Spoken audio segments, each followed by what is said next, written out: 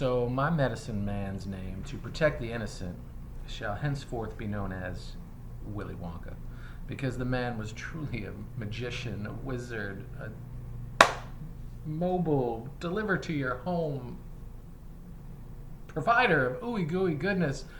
Makes me salivate just thinking of all the wonderful treats he used to bring to me and my friends. And on this particular day, when Willy arrived, and keep in mind, this was during a time where I smoked a lot of weed. I smoked beyond world records amount of weed. I smoked all of the weed at one time. So much so that it created a shortage, I believe, because there was a day that I called Willy and he's like, "Hey man, I'm out." And I'm like, "Oh cool, where can I meet you? Like, where are you at? You don't have to come here today." I mean, no, I'm out. And at that point, it was either Willy looking out for me, as a matter of community service, and like pumping the brakes on projects or smokes a lot, or I smoked so much that he was out. And I personally take responsibility, and I want to apologize to my community for creating the great drought of 2015-ish.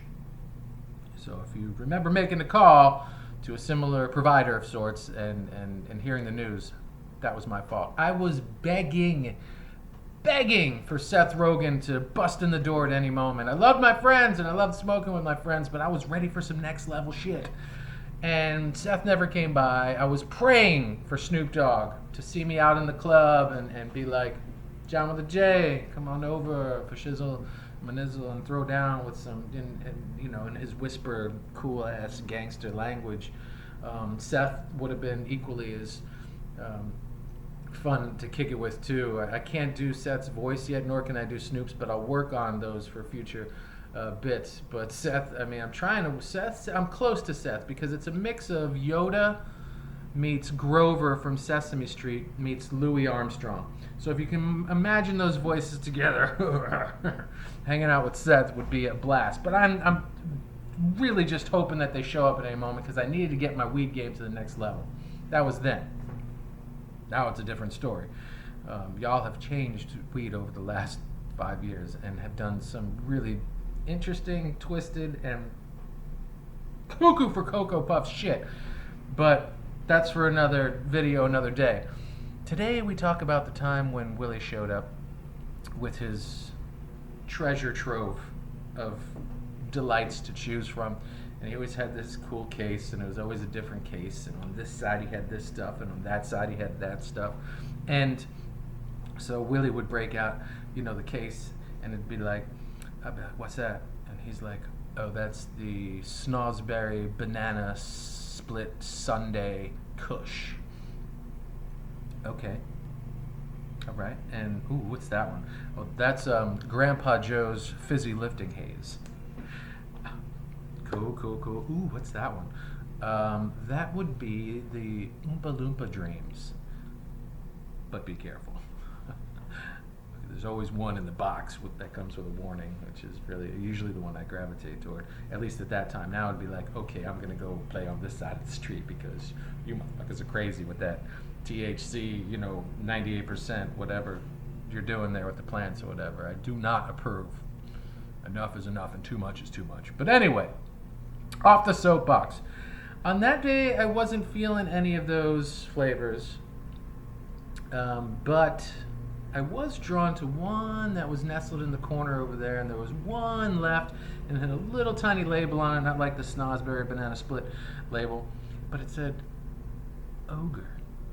And I usually dance with the sativa side of the equation, and this was on the other side. I'm always getting up so I can get down. I didn't need anything to put me to sleep or anything like that. So I'm usually living on this side of the treasure chest. And today I was tickled by the name, because weed has so many different names and marketing geniuses, growers and suppliers out there. They know what to do, and they were doing it to me. But why is it ogre? Usually it's a geographic location name or a scent or a taste, an aftertaste, something going on to where you're like, oh, that's why they call it, you know, grape crush, you know, whatever. But yeah, I always would pick the sativas because I love to dance, man. And that's what I always told Willy. I'm like, give me something. I'm going out dancing. Give me something that's gonna, you know, for the dancing. And he would, you know, provide thusly. So, and the reason is because one of my favorite things to do would be to, you know, rip it, burn it all up, and then put on my earbuds and go outside and water my plants. But I wasn't just watering my plants, nay. I was putting on a show and getting some exercise for myself, for the neighbors, for passerbyers in the cars, for those that stopped at the railroad tracks right by my house. So they got a show. Imagine the Bellagio possessed by Tupac. So I'd throw my earbuds, get ripped, go outside, turn the hose on. Man, I got medicine growing all over, not, you know, cannabis medicine, but all like 100+ different varieties of flowers, fruits, herbs, stuff from the earth that's just good for so many things and so many people in so many ways. And so it's a pleasure to be out there watering, but I wasn't watering. Like I said, I was putting on a show. And I would get possessed by this beautiful medicine. I'd take the hose and like put it between my legs and like ride it like a, you know, cowboy. And I'd be out there like, I won't deny it. I'm gonna try it. You don't want to fuck with me. Got the police busting on me. But they can't do nothing to a G. Let's get ready to rumble. And I'd be spraying it back and forth, drop, pause it, pop it, shoot it, lock it. You know, I'm just, and the Bellagio over there is in the corner all jelly and shit going, sure, that's spectacular, but they can't hear your music, can they? Amateur. But I think I had one up on the Bellagio for sure. At least in my heart of hearts, I did, because I mean, you go by, you see the pretty fountains, whatever. I mean, I'm dancing with water. Butterflies are intermingling with my mists and my sprays. It was an opus of connection and entertainment for sure. So anyway, back to the ogre. So, you know, we all have this one word. Not just one word, but maybe we have a collection of, I don't know, one word's not accurate, a collection of words where, you know, we instantly plug a person, a place, or a thing into that word. And it's never the same. You can never recover. And for me, one of those words is indica. And so usually I say I'm on the sativa side of the box. Today I went with ogre and the indica. And I say it like that because my plug-in with that word for some reason, and for those of you that know will know, for those of you that don't know, Google that stuff. It's when I see the word, hear the word, someone else say it, see a picture, or know what's in front of me, it is a maddening, crazy-faced BujuBanton that comes at me and tilts his head and pierces the core of my being with his stare as he says, indica. And I think as I smoke it, I hear him creeping up behind me going, indica. And I can't do Buju's voice yet, working on it, but that's what. So I'm there smoking the indica. And he reminds me of a Muppet sometimes too, because he is just so animated and so wonderful. And you know, when I call people Muppets, it's a compliment, and sometimes it's not received that way. But if I ever happen to accidentally or on purpose, you know, compare you to a Muppet, please understand it is of the highest praise. So on this day, it's, you know, ogre, and I am higher than Burger King's present budget to try to ram the Impossible Burger down all of our throats with their poisonous fake meat plant-based bullshit. It's like every other commercial on TV. Even though I don't watch a lot of TV, it's interesting how for some reason I'm seeing this commercial over and over again. Anyway, I'm higher than that budget for their present TV media, and that's high. But it's not that sativa high, it's that different blaze. So I'm not a front lawn dancing Tupac Bellagio kind of guy. I'm in that backyard, let me just chill and figure out what this ogre, why do they call it ogre? and that was, my next mission was to figure out why they call it ogre. So I'm slowly making my way out back, and it's a sunny day, and it's not cold, it's not hot. It's probably like this time of year. It's like February, March-ish, maybe more so on the March side. So, gosh, it's just so good. Feet in the soil, the ground's not too cold, connecting with Mother Earth, and like, so good, right? You hear Willy Wonka playing in the background, if you want to smoke paradise, simply smoke around and smoke it. Want a smoky smoke? Do it. Just smoke the world. There's nothing, smoke it. I genius. So implanting that shit. So I'm turning the water on, and I'm like, I don't understand. Ogre. Ogre, and it never really hit me, and then it did. And instantly I start laughing. Oh, I get it. And I'm hunched over, and I'm puffy, and I'm huge. I'm looking at myself, and I'm physically bigger, and not like what happened to what's her name, Veruca or whatever, Violet, you're turning violet. Not huge like that, but like just fluffy and puffy, like the Fraggle Rock. If any of you know the Fraggle Rock ogres, they were just all like big and bulbous and I don't know, just kind of like fluffy, and I felt like that, and I'm like laughing. I'm like, who created this thing? How did they achieve this? And the water's not coming out like it does for the Bellagio out front. It's coming out much slower. There's no sprays or mists or butterflies. It's just me not even hitting the plants, I think, just trying to recover from becoming this indica ogre. And I don't know, man, like it was wonderful, and I wouldn't say terrifying, but bewildering, and just like, how is this a thing? How did this weed turn me into an ogre? Like, that's some next level shit, man. And I continue to enjoy that, and just allowing myself to guffaw like that out loud in that goofy kind of,